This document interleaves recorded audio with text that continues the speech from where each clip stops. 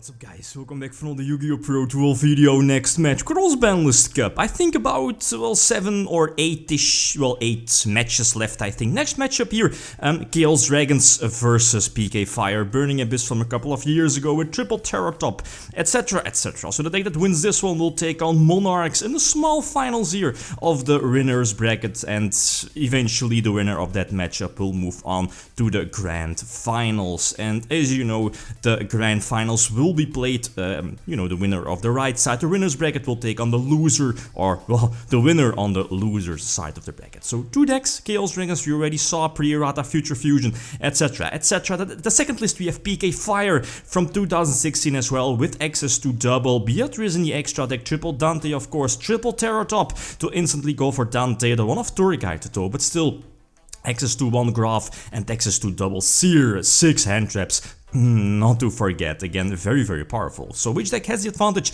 It seems, of course, because of the, well, power creep, etc. Burning Abyss should be the clear winner over this. Well, compared to previous matches, it's quite astonishing that Chaos went this far, especially for a deck from 2012. It's especially for me, it's much more powerful than I personally expected. But still, Burning Abyss is a very strong deck, a lot of floaters, and their floating capability is just a big pain against a lot of older decks. So let's see. First duel, first game of the match, again, best out of 5. I get to start, definitely a good start. Immediately going for Lila, milling a couple of cards, right? And Lila is definitely a big threat for the BA deck, even though it's not really running too many back rows, but still forcing out the Fogblade can be important, since the Chaos monsters, both BLS and Chaos Sorcerer, will be or should be somewhat MVPs versus Burning Abyss, right? Banish Dante or banish Beatrice, it should be a very powerful move.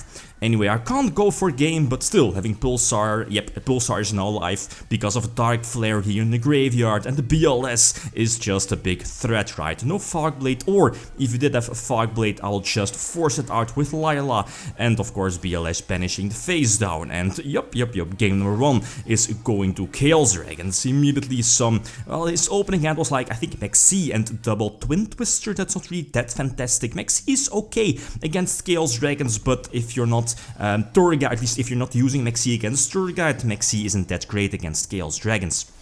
Anyway, game number 2, he gets to start, and that's much better, right? Searching out Torguide during the end phase, and Beatrice, such a big threat against older decks, against a lot of old school decks.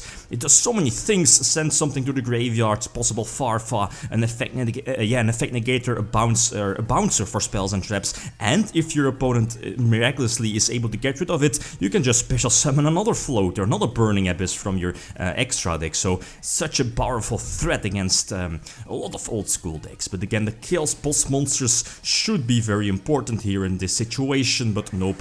Chaos Sorcerer got banished, I believe by far earlier. Gorse, man, the times where Gorse was at 1, but again, one of the best monsters actually in the game. Seems very strange if you recently started playing in like Link format or whatever, but Gorse was such a strong boss monster and could like swing the game or turn the momentum in the player who had the Gorse, simply because it was a huge beat stick. The opponent may be investing all their resources for the potential push or the OTK, and then bam, you dropping Gorse to, first of all, well, prevent them from OTKing you, but putting big or 2 big bodies on the field during the old school days, 2000, well, what's the age of Gorse? Can't really remember it. That's how long it has been. But dropping Gorse back then was so powerful. Anyway, so double Beatrice floated into the fusion and into the synchro. Virgil, I believe the name is, and yep, no chance. Game number 4, I think, or game number 3 indeed. So I get to start, yep, immediately Future Fusion off of the bat, definitely solid, but the big problem here is no Chaos monsters in my hand, and again, I'm investing, or at least I'm sending, or just I'm already sending a lot of Chaos boss monsters from my deck to the graveyard because of Future Fusion, and with Chaos boss monsters I mean Dark Flare, Pulsar. Okay, I can reborn the Pulsar, but the fact that I don't have any, or at least the chances of drawing into any Chaos boss monsters from my deck, it's very slim. I think like 1 or 2 Chaos Sorcerer and maybe 1 BLS, but I think that's it, right? So I just want to say that the chances of banishing those Eclipse Wyverns in my graveyard is quite small, and that's definitely a problem here. Even though Future Fusion most of the time should be inside GG, especially for the time of Chaos Dragons 2012, right? Anyway, plays it out, I believe, fine. Going for Beatrice, yep, indeed. That's definitely a solid move, of course, right? Getting the Surge here with the Scarm during the end phase, searching out Seer, not setting the Fog Blade. Do top deck into Monster Reborn, but as I mentioned before, both Red Eyes, Darkness Mellow Dragon are still banished. No Eclipse, no Boss Monster or Chaos Boss Monster to get those Eclipse ads. So, yeah, I mean, Future Fusion is fantastic, but nope, no Boss Monster as a follow-up play, and that's a problem, right? Even though Pulsar is on the field, you have so many ways to just play around it, right? You can like make the, what is it called, the Utopic Zex? No, it's not Utopic Zex, F-Zero, right? F-Zero, like, take control of it, or something like that, right? A gazillion options to just play around the Pulsar. I'm not really sure, I believe the deck is only playing one Leviair, right.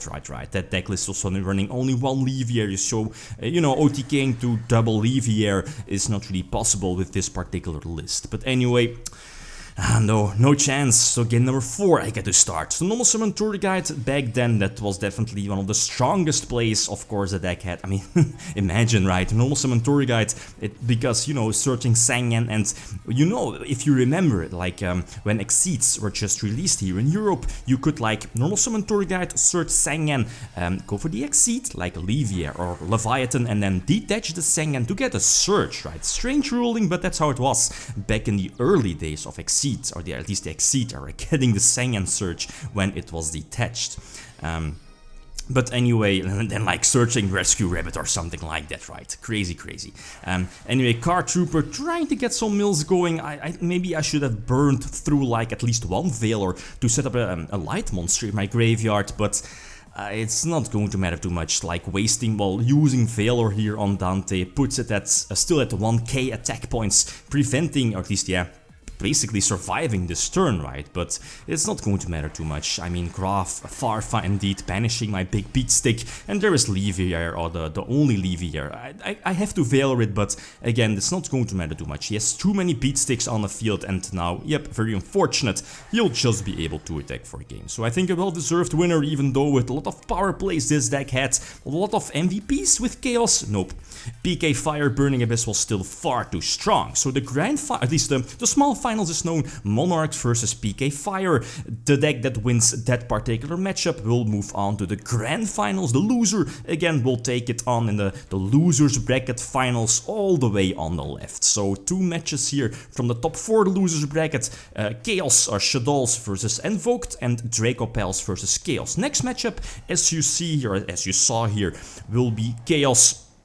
Yeah, indeed, Chaos versus, let me double check, Chaos versus Draco Pals, right? So, I think a crazy interesting matchup, especially because of the huge time difference between both decks, right? I think like 13 years Banlist top deck versus Draco Pals. So like always, feel free to leave your predictions. And like always, like most of the time, it's just basically an extra game. You'll be, at least you see here, like the atmosphere of this extra duel, again, just to prevent spoilers right at the end of the video, is it's like he didn't really even care, as you will see in a couple of moments, like some strange plays, but still my strongest play of Future Fusion, and I believe like double Pulsar, Red MD, and one of the Pulsars being alive, and of course Red MD on the field.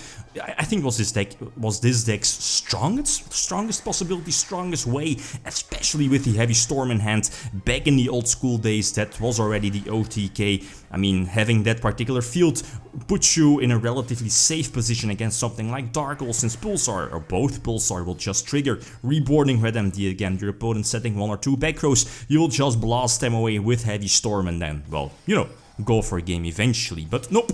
Again, I'm playing against a deck from 2016, Burning Abyss, and the Terrortop again, I believe he still has his normal summon left. Yeah, it's whatever, right? What can I do?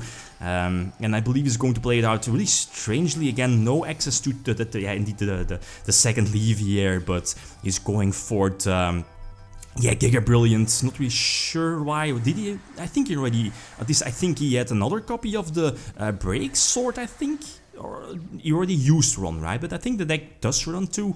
But well, it's not going to matter again. The Dark Hole though put me very close of winning this game. So normal summon the Card Trooper, and you know, Card Trooper eventually trying to attack for a game. Forbidden Lens is not going to cut it. Shut down the Fog Blade, but nope, he will survive with 200 life points. And again, not really sure why not using the Foolish Burial here. But next turn, drawing Chaos Sorcerer, definitely one of the better top decks here in this situation. Can't attack, put Trooper in defense position, not that important. That Reverse with the Foolish Burial previously on Skarm could have been very important. I draw Veiler and Army Arm would have been my follow-up play, my next play, but he enters Scoop. Yeah, indeed, didn't really matter too much. So again, next matchup will be Chaos from 2003 versus Draco Pels 2016. Or 2015 or 16, right? Okay, guys, that's it. Thanks for watching, and feel free to leave a comment or like if you enjoyed the video. Lithium signing out. Peace.